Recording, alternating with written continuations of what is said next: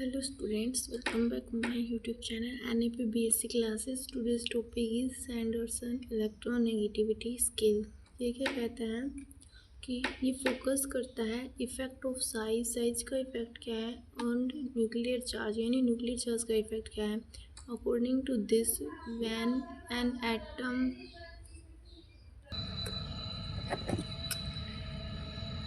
atom attracts its own electronic charge strongly, जब atom attract करता है खुद के इलेक्ट्रॉनिक चार्ज को स्ट्रॉन्गली, मतलब स्ट्रॉन्गली तरीके से खुद के इलेक्ट्रॉनिक चार्ज से अट्रैक्ट करता है. It will also attract electron from another atom. वो अगर खुद के इलेक्ट्रॉन्स को स्ट्रॉन्गली अट्रैक्ट कर सकता है तो वो अनदर एटम के इलेक्ट्रॉन्स को भी स्ट्रॉन्गली अट्रैक्ट कर सकता है. When vacant orbital is available, जब उसके पास वैकेंट ऑर्बिटल यानी हाफ फील्ड ऑर्बिटल अवेलेबल है. एंड वाइस वर्सा, अगर उसके पास इसका उल्टा, वाइस वर्सा मतलब उल्टा, अगर वो खुद के इलेक्ट्रॉन्स को आवन इलेक्ट्रॉनिक चार्ज यानी खुद के चार्ज को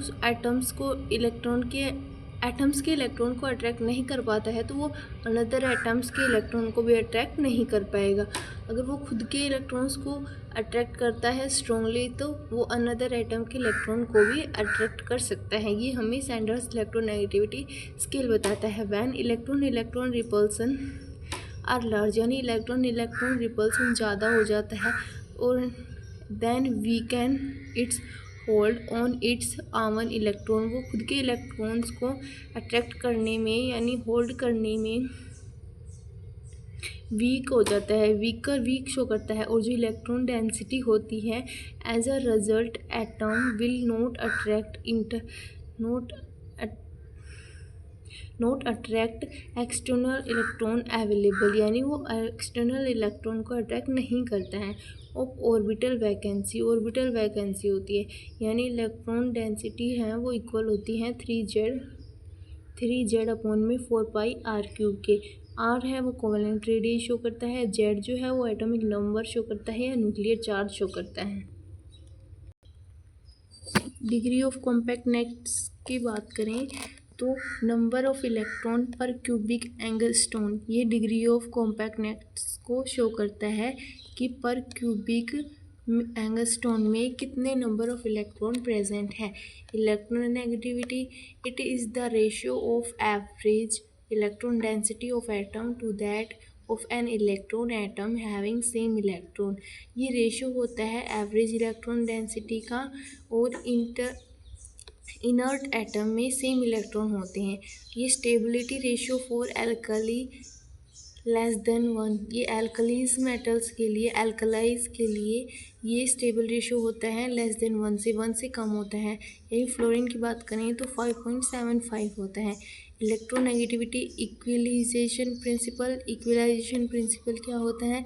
सैंडरसन जो है उसने सजेस्ट किया था कि that in a bond between two atoms, जब किसी एटम के बीच में दो बॉन्ड होंगे तो electron density is scorified in a mean that electronegativity of two atom become equalized. तो इलेक्ट्रॉन एटम्स के बीच में जो इलेक्ट्रोनेगेटिविटी इक्विलाइज हो जाए यानी इक्वल हो जाए, वो इलेक्ट्रोनेगेटिविटी इस इक्विलाइज प्रिंसिपल को शो करते हैं. यानी सैंडरसन सजेस्ट करता है कि जब दो एटम्स हैं उनके बीच में इलेक्ट्रॉन डेंसिटी स्कोरिफिल्ड है तो इसका मतलब यानी सेम है. इसी तरीके से आसपास वैल्यूज़ जो हैं इलेक्ट्रॉन डेंसिटी की तो उनकी जो इलेक्ट्रोनेगेटिविटी है वो भी आपस में इक्विलाइज हो जाएगी. ये इलेक्ट्रोनेगेटिविटी सैंडरसन प्रिंसिपल है. आई होप आपको वीडियो अच्छी लगी होगी. Thank you for watching. ये NAP के अकॉर्डिंग सिलेबस है BSc का, इनको आप एग्जाम्स में भी अप्लाई कर सकते हैं. Thank you for watching my video.